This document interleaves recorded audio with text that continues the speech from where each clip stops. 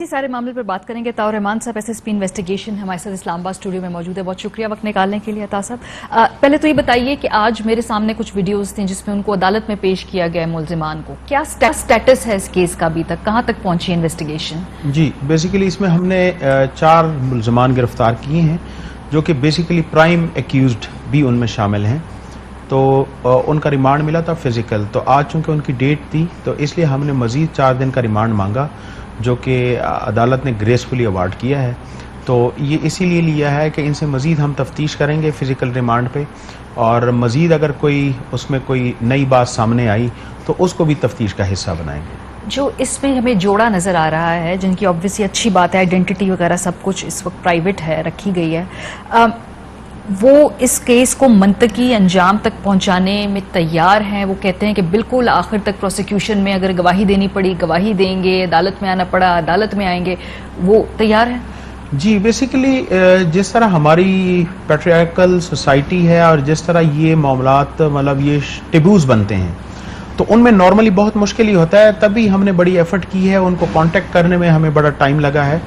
और जब कांटेक्ट हुआ तो हमने उनको एश्योर कराया कि the state is with you, the media is with you, the Pakistani society is with you.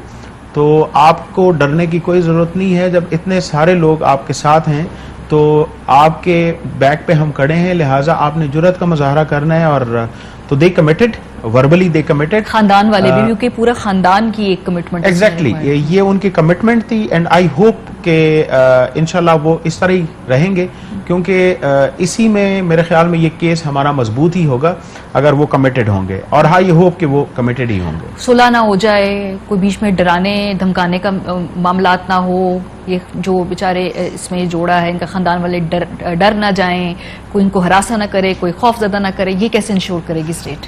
ये बेसिकली स्टेट स्टेट ने यानी पुलिस ने उनको ये एश्योरेंस भी दी है कि अगर आपको कोई प्रोटेक्शन चाहिए तो जो भी एग्जिस्टिंग लॉज हैं उनके मुताबिक आपको हम प्रोटेक्शन भी देंगे।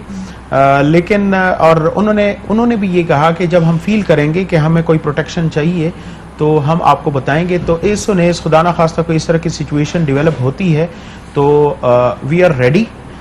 लेकिन चूंकि नॉर्मली इस तरह की सिचुएशन में वैसे प्रोटेक्शन देना, चूंकि वो ज्यादा मंजराम पे नहीं आना चाहते, तो थोड़ा सा लो प्रोफाइल वो खुद भी रहना चाहते हैं, लिहाजा हम भी अदरवाइज वी ऑफर्ड देम कि हमारा जो भी मतलब हमारी जो रिस्पॉन्सिबिलिटी है आपकी प्रोटेक्शन के लिए, तो we are present over here. अगला प्रोसिक्यूशन का मामला है। पहले तो ये बताइए कि जो ये एफआईआर है इसमें आप लोगों ने कौन कौन सी दफात लगाई हैं? बिकॉज इसका अगर आप इसमें मुझे एजुकेट करें, कभी कभी शिकायत होती है जी एफआईआर इतनी कमजोर बनाई गई है कि इसका फायदा मुलजिम उठा लेते हैं। अभी मीडिया का तवज्जो है, 1-1.5 हफ्ते बाद नहीं रहेगी और फिर इसका फायदा तो नहीं उठा लेंगे?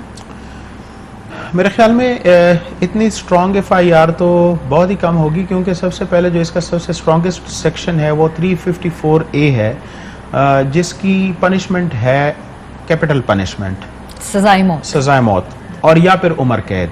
लेकिन मैक्सिमम पनिशमेंट इसकी कैपिटल पनिशमेंट है। स्ट्रिपिंग ऑफ क्लोज एंड मतलब परेडिंग इन द पब्लिक व्यू। ठीक है। तो इस केस को इसके अलावा इसमें थ्रेटनिंग भी है।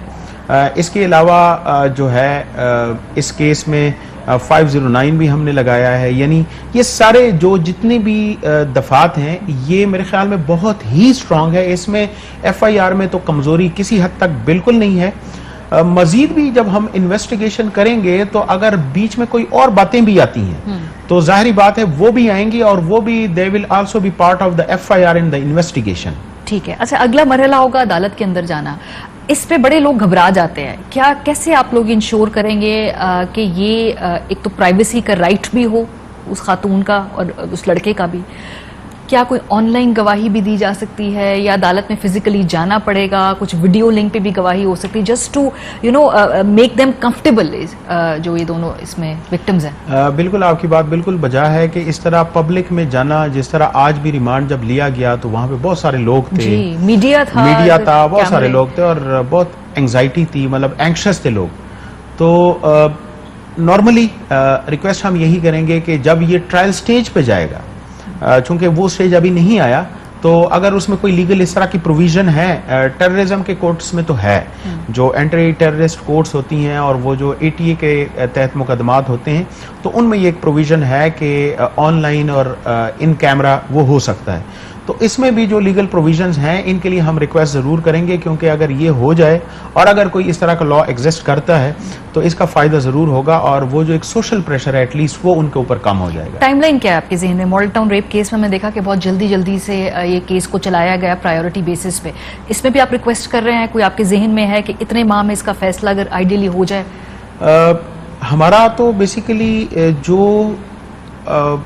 पुलिस का इन्वेस्टिगेटिव टाइमलाइन है, वो तो जब सारे एक्यूज्ड जब गिरफ्तार हो जाते हैं और जो जो उनके इंकशाफात आते हैं तो उनकी रोशनी में मजीद उनकी रिकवरीज होती हैं, तो उसका 1-2 हफ्ते लग जाते हैं। इसके बाद जो है जब चालान सबमिट होगा तो चालान के बाद जो है जब ये ट्रायल स्टेज पे जाएगा तो उम्मीद है कि ट्रायल भी इसका बहुत ही जल्द होगा और इंशाल्लाह इसको मंतकी अंजाम तक जल्दी पहुंचाएंगे। ये केस तो मंजर आम पे आ गया और इसमें ये वारदात होने के बाद, ये वीडियो मंजर आम पे आने के बाद मिसाली किरदार है, इस पर तो जरूर आपकी तारीफ करना बनती है। लेकिन आप देख रहे हैं प्रॉब्लम क्या है? प्रॉब्लम ये है कि ये जो लड़का लड़की है ना, इतना ट्रस्ट डेफिसिट था लॉ एनफोर्समेंट एजेंसीज पे कि ये खुद नहीं आए, ये ब्लैकमेल होते रहे।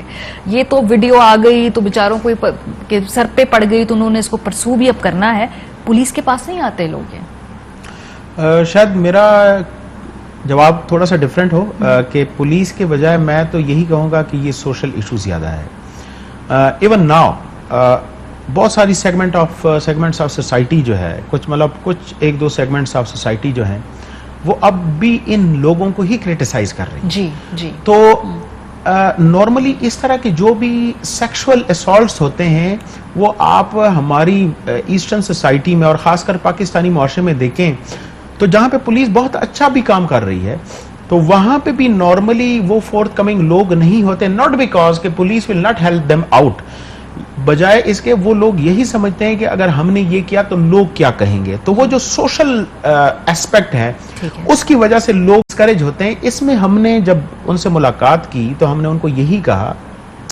कि आपने हौसला बढ़ाना है और सोशल एस्पेक्ट को ज्यादा आपने इस तरह नहीं रखना, क्योंकि फिर आप जो है डिस्करेज ना हो, नंबर 1। नंबर 2, इस्लामाबाद पुलिस ने एक अभी रिसेंटली जेंडर प्रोटेक्शन यूनिट का वो किया है, तो वो भी बहुत एक अच्छा पॉजिटिव वो है। 8090 पे कोई भी कॉल करके खासकर जेंडर के हवाले से, चाहे ट्रांसजेंडर्स हैं चाहे खवातीन हैं खुसूसी तौर पे, तो वो किसी भी हवाले से वहां पे उनका पूरा एक मैकेनिज्म है, not only lodging of FIR बल्कि इसके बाद जो है वो उनकी साइकोलॉजिकल, उनकी जो ट्रीटमेंट है, उनकी रिहेबिलिटेशन है, तो ये सारा कुछ उसमें तो वहाँ पे खवातीन ही होंगी जो इनकी बात सुनेगी, खवातीन ही वहाँ पे ऑफिसर्स बैठी हुई हैं जो FIR दर्ज कराएंगी, बिकॉज ये भी प्रॉब्लम है, जेंडर से कंफर्टेबल नहीं है खवातीन खासतौर पे आदमियों के सामने बात करने में। ये एग्जैक्टली इस तरह ही है कि उसमें not a single male is over there, सारी खवातीन होंगी, चाहे डॉक्टर्स हैं, चाहे साइकोट्रिस्ट हैं, चाहे वहां पे जो डीलिंग ऑफिसर्स हैं, वो सारी की सारी खवातीन। चलिए होपफुली और जगह पे भी रेप्लिकेट हो ये फॉर्मूला। ये जो फोन्स मिले हैं इनके पास से, ऑब्वियसली जो कॉन्फिडेंस लेवल है, ये पहली वारदात तो नहीं है, कुछ और डेटा निकला है और आप लगते हैं कि ऐसे और भी बेचारे विक्टिम्स हैं, कोई वीडियोस हैं उनकी, उनसे भी ये पैसे वैसे लेते थे, उनको भी ब्लैकमेलिंग करते थे। ये तो चले एक फेस बन गया है इस पूरे क्राइम का, बाकी भी कुछ आइडेंटिफाई हुआ? एग्जैक्टली इसी हवाले से ही हमने इन फोन्स को, चूंकि हमारी एक्सपर्ट ओपिनियन इसमें ए सच नहीं होती, इवन इफ अगर हम देख भी लें उसकी एक्सपर्ट ओपिनियन की कोई लीगल वैल्यू नहीं होती, तो हमने इनको भिजवा दिया है जो एजेंसीज हैं कंसर्न्ड, वो जो वीडियोस निकालेंगी और वहां पे उनका फोरेंसिक एनालिसिस करेंगी, तो उसके आगे जो भी आएगा वो भी तफ्तीश का हिस्सा होगा और उनके खिलाफ भी कार्रवाई होगी। लेकिन ए सच अब तक कोई सोशल मीडिया में या लेफ्ट राइट से ये बातें आ रही हैं, लेकिन हमारे सामने ए सच इसी गैंग की कोई इस तरह की सिमिलर इस तरह की कोई दूसरी वारदात नहीं निकली। ठीक है, शायद अगर लोग कुछ अगर विक्टिम्स भी हों, जब ये देख रहे हैं कि सजा मिलने लगी है, वो खुद भी सामने आ जाएं। कभी कभी जो है वो किसी और को इतना बहादुर बनता देख के फिर लोग खुद भी इस पे सामने आ जाते हैं। सिर्फ ये बता दीजिएगा कि अब इससे आगे जो है बहुत सारे ऐसे वाकयात को आप कैसे प्रीएम्प्ट करेंगे, क्योंकि इस तरह की जो काम है बहुत सारे जगहों पर होते हैं, प्रिएम्प्टिवली अब आप क्या स्ट्रॉन्ग स्क्रूटनी करने जा रहे हैं? जी, प्रियम्पशन के लिए सबसे पहले तो है कॉन्फिडेंस, क्योंकि ये जितने भी वाकयात होते हैं ये पब्लिकली नहीं होते। नॉर्मली ये वाकयात होते ही आइसोलेशन में होते हैं। तो आइसोलेशन में जो भी वाकया होगा, जब तक वो किसी भी हवाले से रिपोर्ट नहीं होगा तो जाहिर बात है उसकी कॉग्निजेंस लेना शायद नामुमकिन हो। तो पुलिस भी इस तरह ही करती है और इस वाकये में भी इस तरह ही हुआ है। तो ये कॉन्फिडेंस दिलाने के लिए हम यही कह रहे हैं कि हम we are at your call and back and call. तो हमने उनको भी, जो विक्टिम है उनको भी कहा है कि हम आपके साथ खड़े हैं। हम औरों को भी कहेंगे अगर किसी के साथ खुदा ना खास्ता कोई इस तरह का इंसिडेंट होता है तो हम यही कहना चाहते हैं कि वो आए, हमें रिपोर्ट करें, वी आर विद यू, और फुल सपोर्ट के साथ आपके साथ स्टेट खड़ी होगी।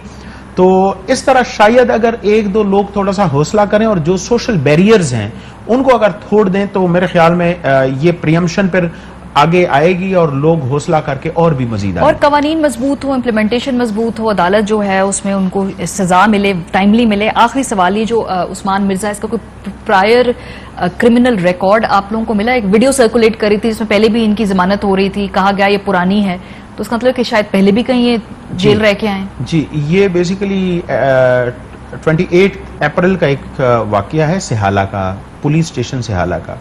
उसके ऊपर FIR यही हुई थी कि किसी के ऑफिस में, जो FIR का कंटेंट है वो यही है कि ये किसी के ऑफिस में घुसे हैं और वेपन लेके और उनसे कुछ चीज़ें भी उन्होंने तोड़ फोड़ की हैं, जिसकी वजह से उनके ऊपर मुकदमा दर्ज हुआ। ठीक है।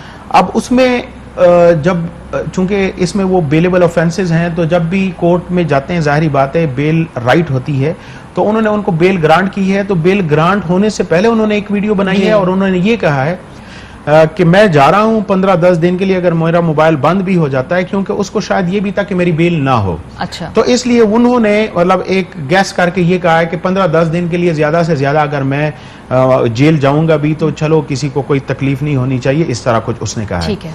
इसके बाद कुछ दिनों बाद जब उनके साथ पैचअप हुआ है और उसी सुलह हो बेस गई। पे सुलह होने के बाद जब उसकी बेल कंफर्म हो गई है, इट मींस कि वो जेल नहीं गए, not for a single day.